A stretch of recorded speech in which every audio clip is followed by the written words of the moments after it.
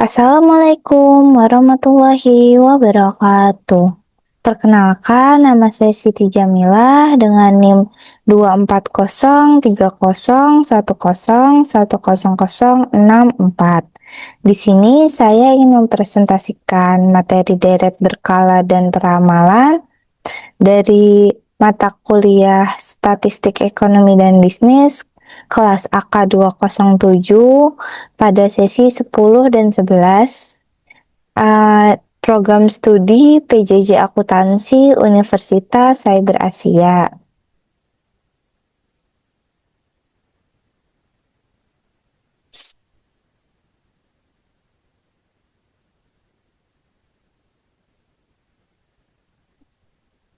Deret berkala atau time series. Deret berkala atau time series adalah sekumpulan data yang dikumpulkan, dicatat, dan disusun berdasarkan urutan waktu. Waktu bisa harian, mingguan, bulanan, tahunan, atau periode waktu tertentu lainnya. Tujuan dari deret berkala sendiri adalah mengidentifikasi pola dan perubahan dalam data dari waktu ke waktu, menganalisis tren jangka panjang, menangkap fluktuasi musiman atau periodik, membuat peramalan atau forecasting untuk masa depan berdasarkan data historis.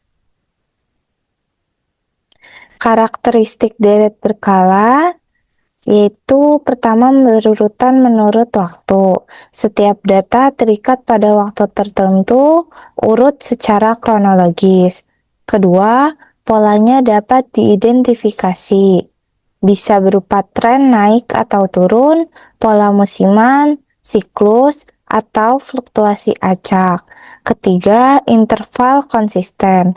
Pengamatannya dilakukan secara rutin dan konsisten, misalnya tiap bulan, tiap tahun, dan sebagainya.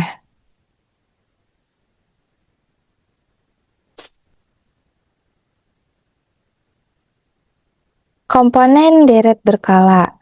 Pertama ada tren, yang merupakan pola umum naik atau turun jangka panjang dalam data deret waktu. Cirinya, perubahan berlangsung secara bertahap dan konsisten, tidak terikat oleh musim atau siklus ekonomi, menunjukkan arah pertumbuhan atau penurunan dalam jangka waktu lama.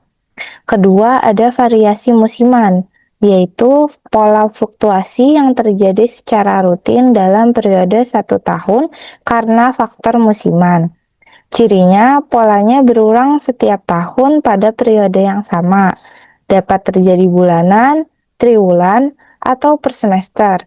Umumnya disebabkan oleh kebiasaan manusia, budaya, atau kondisi iklim.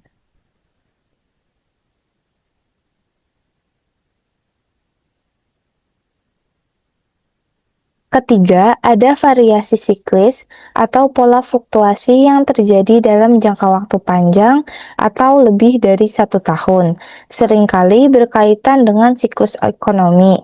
Cirinya tidak teratur seperti musiman, tapi berulang pada pola tertentu, mencerminkan fase resesi, pemulihan, ekspansi, durasi tidak tetap, dan bisa bertahun-tahun.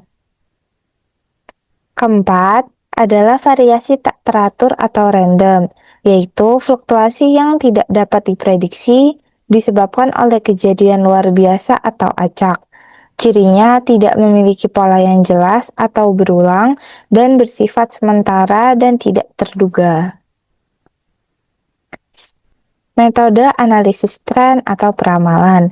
Pertama, ada metode semi rata-rata atau semi-average method, digunakan untuk menentukan tren linear dengan cara membagi data menjadi 2 kelompok, lalu menghitung rata-rata dari masing-masing bagian.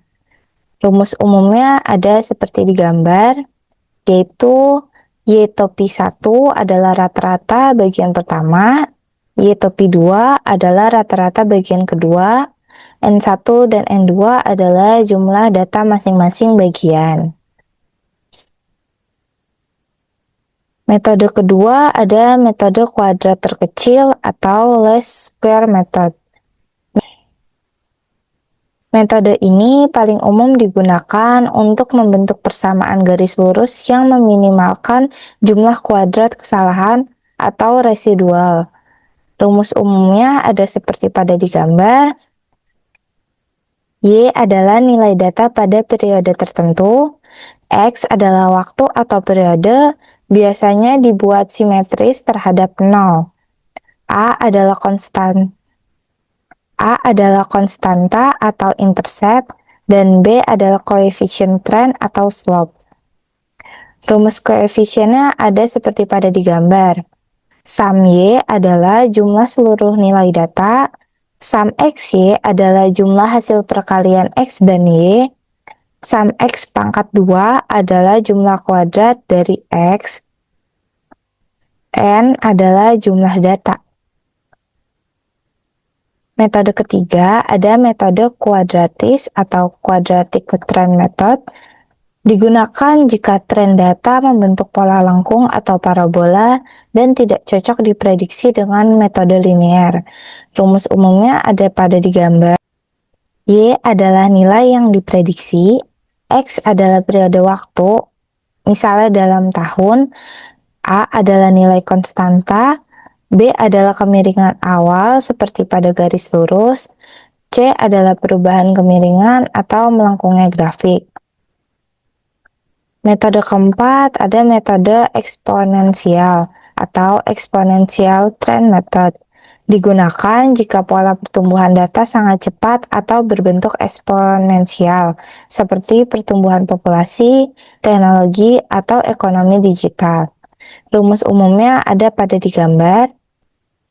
Y adalah nilai yang diprediksi, A adalah nilai awal, misalnya X sama dengan 0, B adalah basis pertumbuhan, X adalah waktu atau periodenya.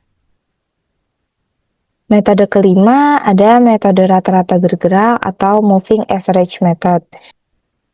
Menggunakan rata-rata dari sejumlah data sebelumnya untuk menghaluskan fluktuasi dan mengidentifikasi tren. Rumus umumnya ada pada di gambar. MA adalah moving average, Y1, Y2, dan seterusnya adalah nilai data. Dan N adalah jumlah periode rata-rata, misalnya bisa 5, 4, atau 3. Metode keenam ada metode rasio rata-rata atau ratio to move average method. Digunakan untuk memisahkan faktor musiman dari data deret waktu, sering digunakan dalam model multiplikatif Y sama dengan T dikali S dikali C dikali I. Rumus umumnya ada pada di gambar. Langkahnya bisa kita menghitung moving average misalnya dalam 4 bulan atau 12 bulan, kemudian bandingkan data asli dengan rata-rata yang bergerak, kemudian hasilnya dalam persentase akan menunjukkan seberapa besar pengaruh musimnya. Di sini ada contoh soal data penjualan atau Y selama 6 tahun. Kita akan menghitungnya menggunakan rumus pertama, yaitu rumus rata-rata.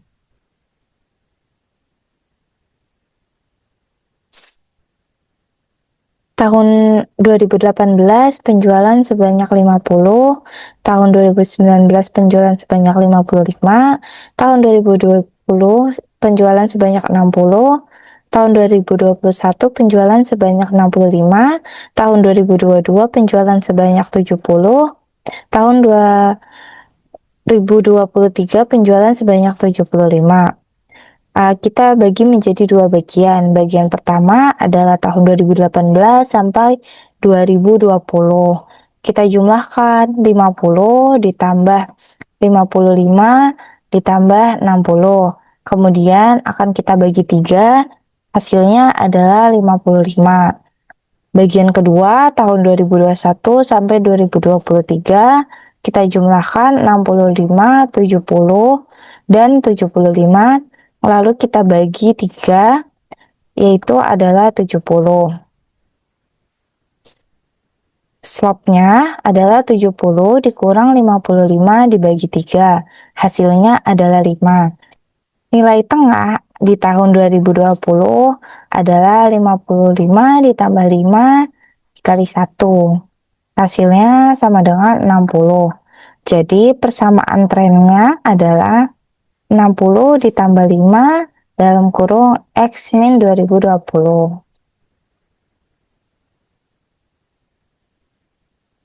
Sekian presentasi yang dapat saya paparkan. Semoga apa yang saya paparkan dapat memenuhi tugas akhir semester saya pada mata kuliah Statistik Ekonomi Bisnis kelas AK 207. Saya Siti Jamila dengan NIM 2403010100064. Izin undur diri. Terima kasih.